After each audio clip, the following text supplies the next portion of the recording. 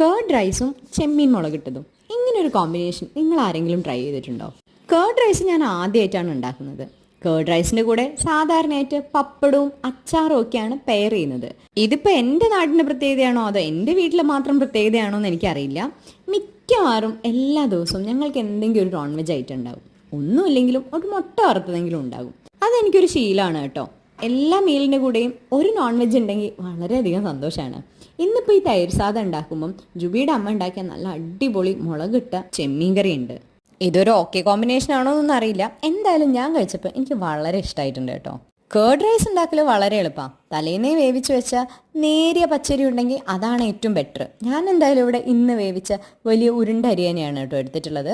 അതിലോട്ട് തൈരും പാലും മിക്സ് ചെയ്ത് ഫ്രിഡ്ജിൽ വയ്ക്കാം. ഇതിലോട്ട് എനിക്ക് ഇഷ്ടപ്പെട്ട എല്ലാ വെജിറ്റബിൾസും ഞാൻ ആഡ് ചെയ്തിട്ടുണ്ട് കേട്ടോ. അവസാനം കുറച്ച് കടുക് വറ. എന്തായാലും അടിപൊളി ടേസ്റ്റാണ്. ട്രൈ ചെയ്ത് നോക്കും.